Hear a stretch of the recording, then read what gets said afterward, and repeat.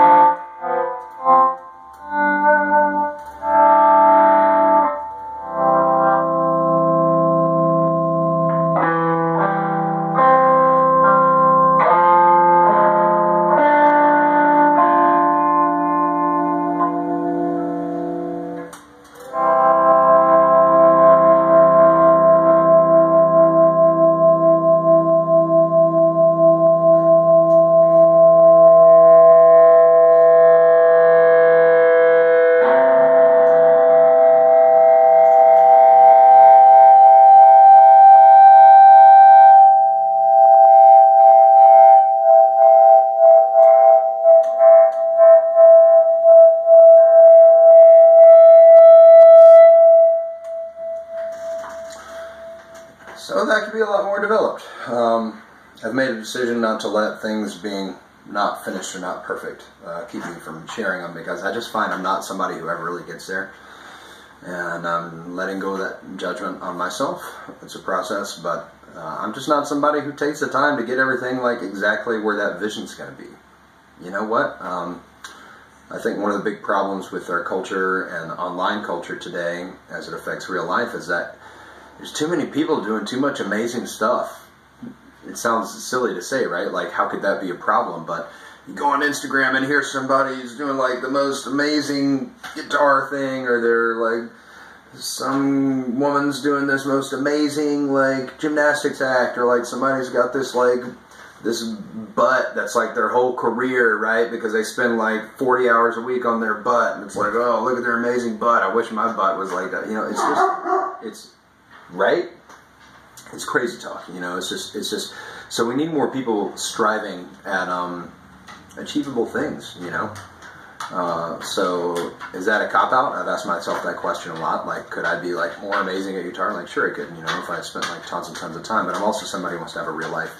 And for those people that are able to have real lives and do amazing things and play guitar 6 hours a day, like, my hat's off, like, go for it. That's just not me. But what I'm rejecting is this kind of cultural narrative that, like, if that's not you, then you have nothing to offer. If you don't have, like, the cleanest, most amazing, you know, shred or dismount or whatever it is that you're doing, or the most technical art or something, that you don't have something to contribute. It's just stupid. That's not how life is. So, yeah, so me being a little bit more vulnerable in the things that I'm sharing here is part of me contributing to that discussion. So, let's talk about the guitar for anybody who's hung out this long. So this is my 2015 Paul's guitar. That is a one-piece quilt top. It's a pretty remarkable thing. I love the fact that it does have this great detail and kind of like aqua thing happening when you really get the light on it and look at it. But when you don't, it just kind of looks like a black or a dark blue guitar. So it's kind of not too fancy until you look closely. You heard the harmonics on this thing. It's just a ridiculous, ridiculous instrument.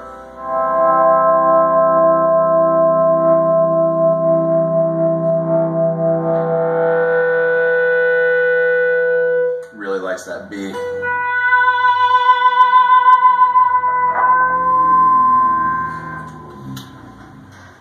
So yeah, you got the standard stuff, mahogany back and neck, and the maple top. It is a one-piece top, which is nice. This is supposedly Brazilian rosewood. I don't mean to introduce any doubt as far as what they're claiming, but I haven't seen it on paper. I just thought this model was supposed to have Brazilian for the fingerboard. In any event, it's a real nice lot of rosewood. And just a stellar guitar. When I bought this guitar and sold two of my very loved guitars to get it, I wanted just a top shelf instrument, particularly with regard to the electronics. Of course, I wanted everything to play freaking in tune. For Christ's sake, why is it so hard to find? I want everything to play in tune and stay in tune, which this guitar does brilliantly. But I also wanted some really top shelf electronics, so I didn't have to upgrade myself and do my, like, you know, kind of half-a job on that. I mean, I do a perfectly functional job, but even when you do that, you don't know that you have electronics that are right for the guitar. You put some time, you spend a bunch of money on a nice potentiometer and put it in there, and it's like, yeah, it does what it's supposed to do, but I don't like it. Maybe I'd like it better if I didn't have this cab value. So I didn't want to think about any of that stuff. I just wanted a guitar that was made to be correct. It's just correct. And this guitar, you come to the gig with this guitar and you are coming proper. It's just an absolute brilliant, beautiful beast of an instrument. And I